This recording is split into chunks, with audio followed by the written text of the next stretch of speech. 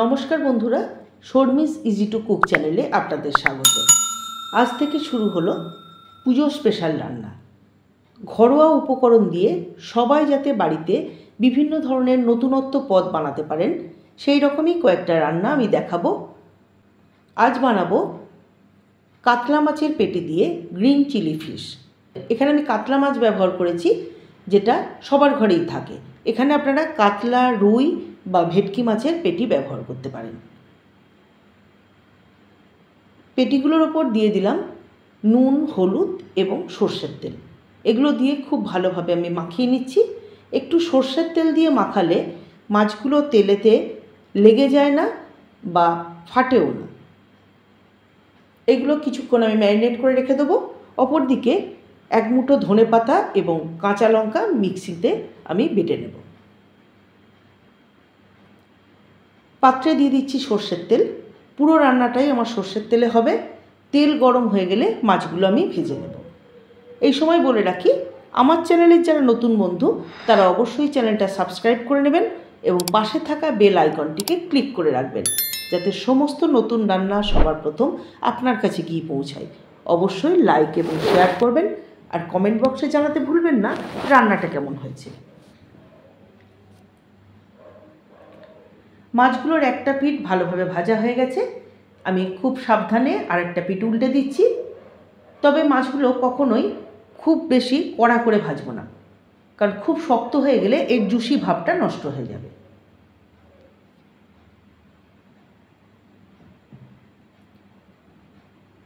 মাছের দুটো পিঠই ভাজা হয়ে গেছে, এগুলো তুলে নিচ্ছি। ভাজাটা ঠিক এই রকম হবে। এবার মাছের ওই তেলটাতেই আমি দিয়ে দিচ্ছি কিছু ফোড়ন। প্রথমেই দিয়ে দিচ্ছি শুকনো লঙ্কা ফোড়ন, দিচ্ছি গোটা জিরে,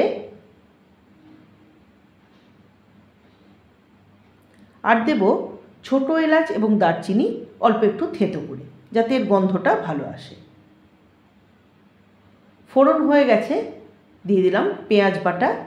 পেঁয়াজ বাটা দিয়ে ভালোভাবে নাড়াচাড়া করে দেবো।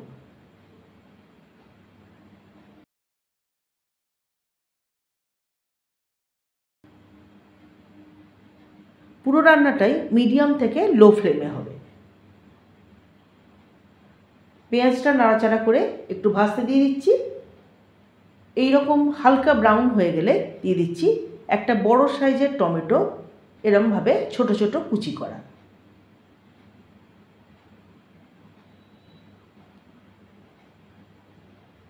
টমেটো কুচিগুলো দিয়ে ভালোভাবে মিশিয়ে দিচ্ছি। এগুলো নরম হওয়ার জন্য দিয়ে দেবো এর মধ্যে অল্প একটু নুন। দেখতেই পাচ্ছেন যে উপকরণগুলো আমি ব্যবহার করছি সেগুলো সবাইকার রান্নাঘরেই থাকে, সেই জন্য সবাই পুজোতে এগুলো বানাতে পারবেন। আর দিয়ে দিচ্ছি অল্প একটু চিনি। চিনিটা স্বাদের জন্যও বটে, তার সঙ্গে তেলের ওপর দিলাম, কালারটাও সুন্দর হবে।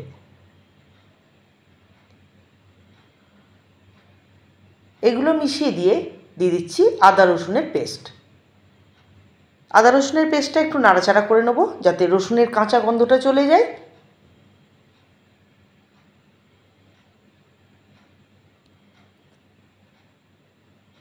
এবার দিয়ে দেব কয়েকটা গুঁড়ো মশলা। দিচ্ছি কিছুটা জিরে গুঁড়ো। এটা দিয়ে মিশিয়ে দিয়ে দেব একটু হলুদের গুঁড়ো। এতে আর কোনো মশলা ব্যবহার করার দরকার নেই। আপনাদের যদি ইচ্ছা হয় অল্প একটু ধনে গুঁড়ো ব্যবহার করতে পারেন। হলুদ গুঁড়োটা অল্প করে দিলাম এই জন্যেই, কারণ ধনেপাতা দিয়ে যে কোনো রান্না হলুদটা দিলে তাতে কালারটা ভালো আসে। খুব ভালোভাবে মিশিয়ে দিচ্ছি। যেহেতু অনেকটা টমেটো আছে, আলাদা করে জল দেওয়ার দরকার নেই, এতেই মশলাটা কষানো হয়ে যাচ্ছে। সুন্দর একটা তেল ছেড়ে দিয়েছে এবং দেখতেও সুন্দর হয়েছে। এর মধ্যে দিয়ে দিচ্ছি 2 চামচ ফ্যাটানো দই। যেহেতু অনেকটাই টমেটো দিয়েছি, ওই জন্য দইয়ের পরিমাণটা খুব বেশি দিলাম না, তাহলে মাছের স্বাদটা খুব টক হয়ে যাবে। যদিও এই রান্নাটা একটু খাট্টা মিঠা স্বাদের হবে, ওই জন্য টক দই, চিনি, টমেটো সব রকমই দিয়েছি।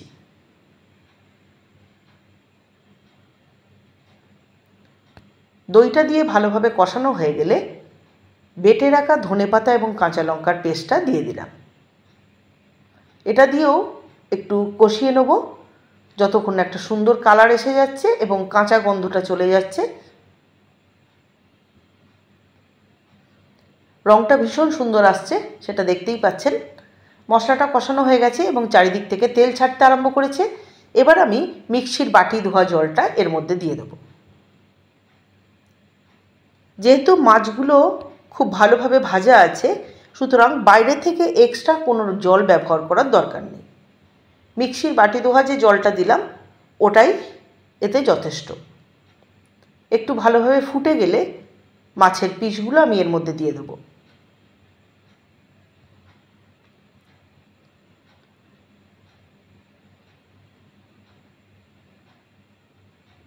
মাছের পেটিগুলো আমি উপুড় করে দিলাম, অর্থাৎ সোজা দিকটা আমি প্যানের দিকে দিলাম যাতে ওই দিকে একটু গ্রেভির স্বাদটা ভালোভাবে আসে।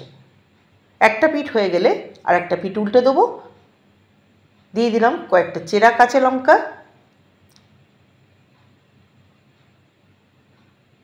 খুব সাবধানে আর একটা পিঠ উল্টে দিচ্ছি।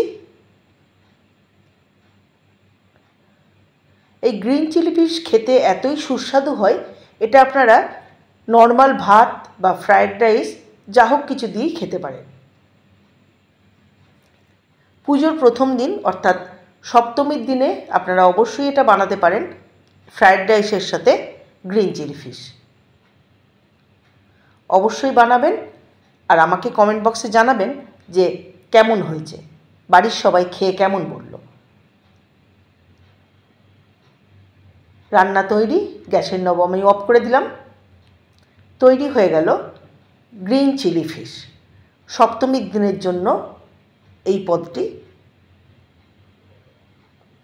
দেখা হবে আবার নেক্সট ভিডিওতে অষ্টমীর পদ নিয়ে।